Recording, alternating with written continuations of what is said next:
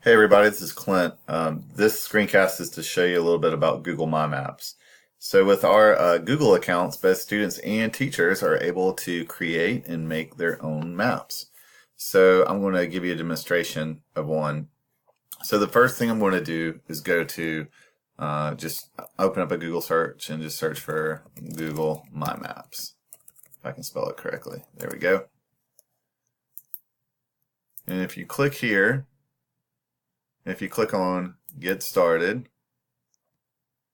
and then if you're not signed in, it'll prompt you to sign in. You need to sign in with your Google account. So, like I said, our students in grades 5 through 12 can do that. This could also be a whole group activity. So that could also help our teachers in K4 as well. So if you haven't signed in, it'll prompt you to sign in. You sign in, and then you're just going to click on Create a New Map. So when I do that, this is what happens. It'll make a blank map.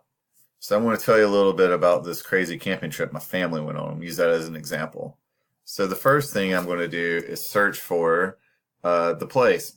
So I'm doing this as my family, but think about if you did this through a narrative. Maybe it's a book that your students are reading and they are mapping a place or the parts of the book that they're reading, or maybe it is some explorers or the Oregon Trail or whatever.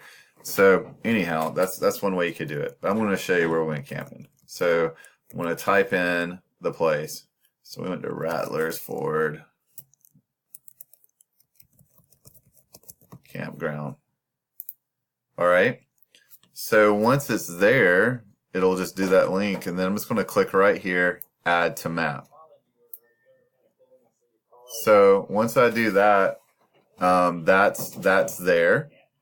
And then what I can do is after I have that pin, maybe I want to say something about that. So I can zoom in. I'm just using my mouse to zoom in and zoom out.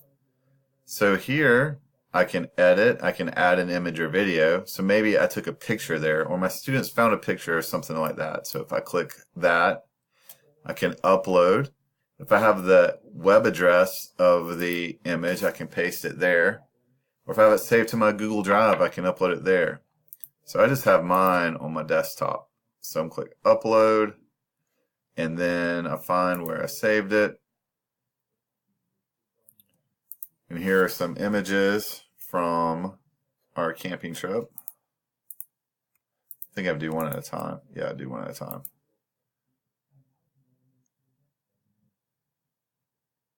So it's uploading it.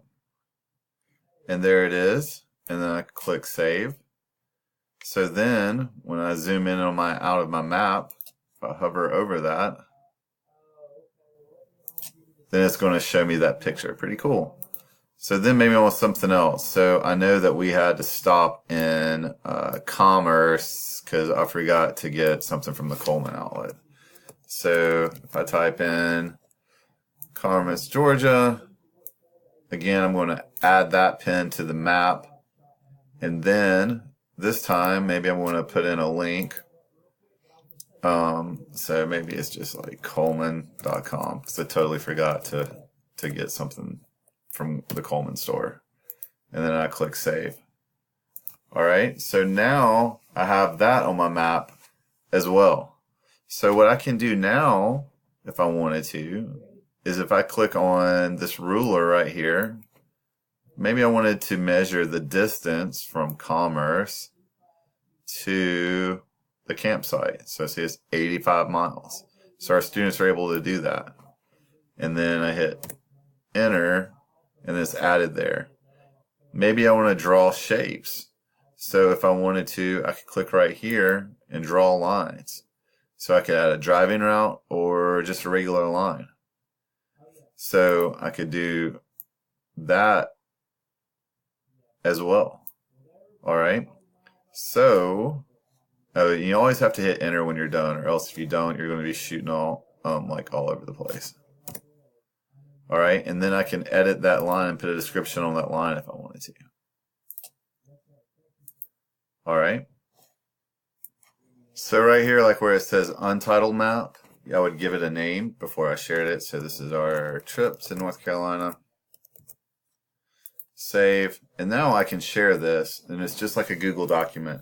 So I can make it public on the web so anyone can see it if I'm doing it something I want to share for families to be able to see, or anyone with the link or Elbert County Schools. And I can choose if people want to view or edit. So I can make one map and then have my students, if they have a Google account, be able to put pins.